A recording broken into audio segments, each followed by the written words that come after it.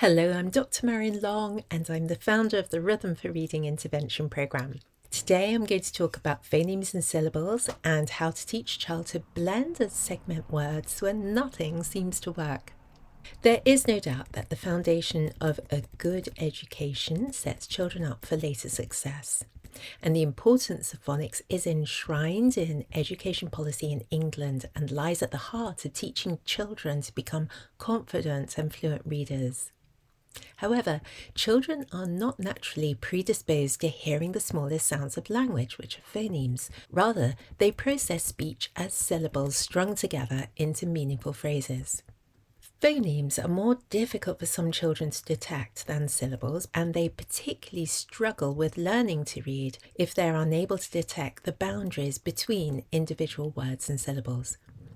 Schools are expected to give all learners the knowledge and the cultural capital that they need to succeed in life, and to pay special attention to the children who need to improve their reading. Phonemic awareness and the alphabetic principle need to be explicitly taught until they become automatic.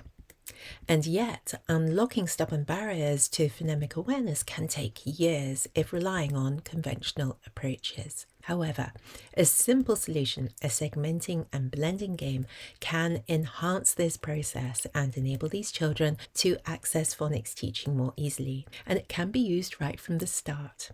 So stay with me because I'm going to show you this game right at the end of the video. First of all, what is segmenting? Segmenting is a skill that breaks sounds down by drawing attention to them and allowing awareness of the smallest units of language to emerge. Words can be segmented into syllables, and syllables can be segmented into phonemes. Mastering this skill involves holding a word or a syllable in mind and breaking it down into the smallest sounds. Thus, a word like seashell can be segmented into two syllables, which are sea and shell. Taking this to the next level in terms of detail, each syllable can be segmented into the smallest sounds of language, which are the phonemes. And there are two phonemes in C, which are the first sound, S, and the vowel sound, E. However, there are three phonemes in shell, and these are the first sound, sh, the vowel sound, e, and the final sound, u. So if we take the word seashell as a whole, we have segmented the word into 5 phonemes, which are s, e, sh, e, l. Some phonics methods use onset and rhyme to develop the skill of segmenting, and this approach is designed to sharpen the children's sensitivity towards the boundaries within syllables, whilst retaining a sense of the syllable as an individual sound unit. When teachers use the onset and rhyme method, they segment a syllable into only 2 parts: its first sound, which is known as the onset, and all the remaining sounds which make up the rhyme. Using onset and rhyme, seashell would be taken syllable by syllable, and each syllable would be segmented into 2 parts. The onset of C is S, and the rhyme is E. The onset of shell is sh, and the rhyme is L. So what is blending?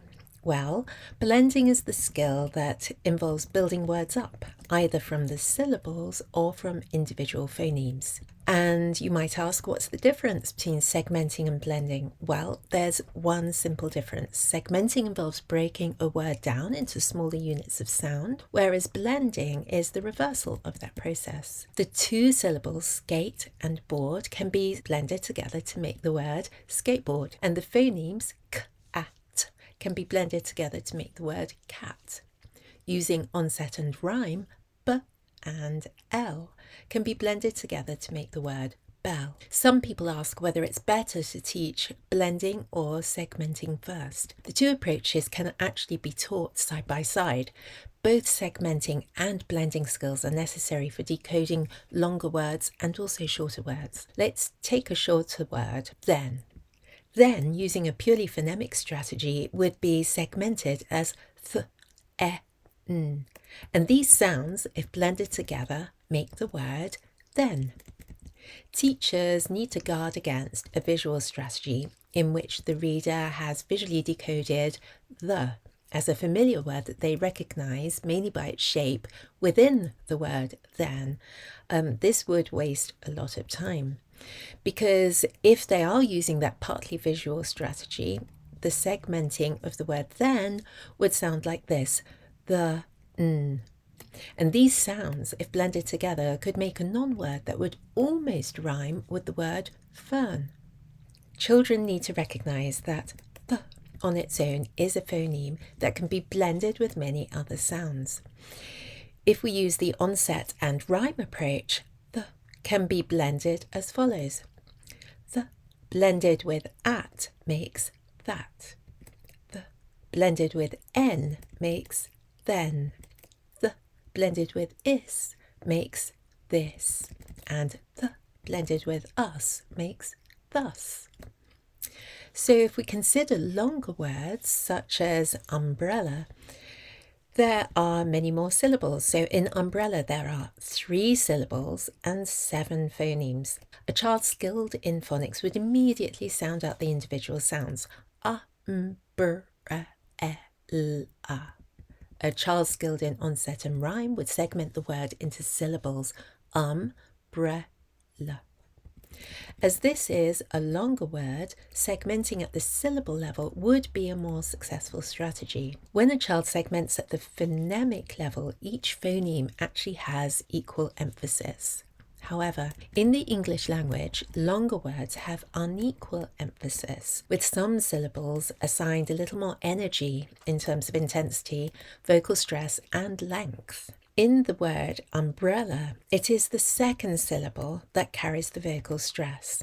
Segmenting at the syllable level allows the child to hear more easily where the stress may fall in the word.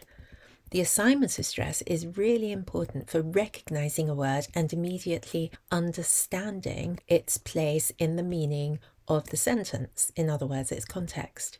For example, the word record carries the stress on the first syllable when it functions as a noun and on the second syllable when it functions as a verb. The vowel is also subtly different. Here are 2 examples.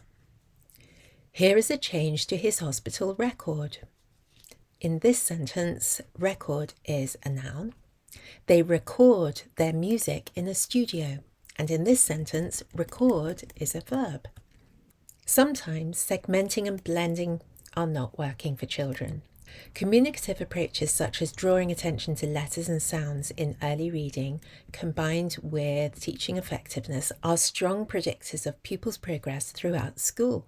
And yet, for some children, a weak working memory means that manipulating sounds in real time is difficult because attention fades before the child has understood the task, attempted the task, and even completed the task. And there may be a deeper resistance in the breaking down of words. A 2-syllable word such as sunshine represents a concept that is similar to light. And as it's vital for life, some children who are very literal in their approach might feel that segmenting this word is symbolic to breaking down their experiential knowledge. Although many children may enjoy pulling words apart and rebuilding them, some of these children may feel that a word cannot be segmented without actually damaging it. For these children, the playfulness of word building and segmenting needs greater emphasis. Fundamentally, this is not a trivial matter. If a child cannot read, they will not be able to access the curriculum and they will be seriously disadvantaged. So phonemic awareness needs to be explicitly taught until it becomes automatic.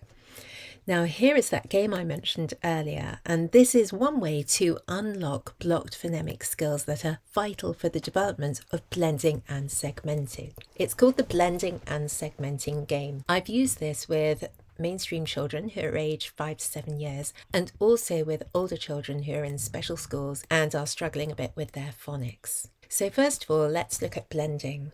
You can start by thinking of a 2-syllable word that might appeal to the child, such as football.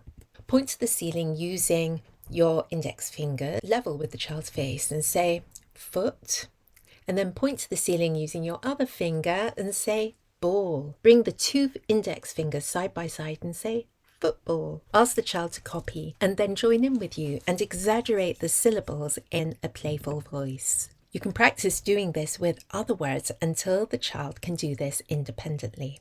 Now then, with segmenting, it's similar. So bring the 2 index fingers side by side exactly as before and say football. Make one finger disappear into the fist and say, take away ball. And then flex the other finger and say, what's left?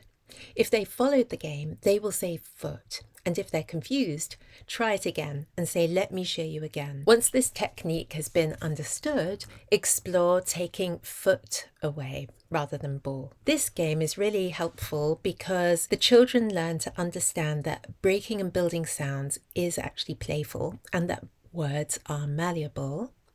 They also can regard word games as similar to counting games, and they can use their fingers to help them.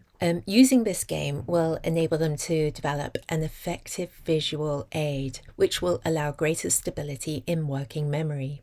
And this may also help them to self-regulate any associated subconscious emotional responses whilst breaking down words. If you'd like to have a list of 2-syllable words to use while playing this game, you can get a copy of my list by just clicking on the link below.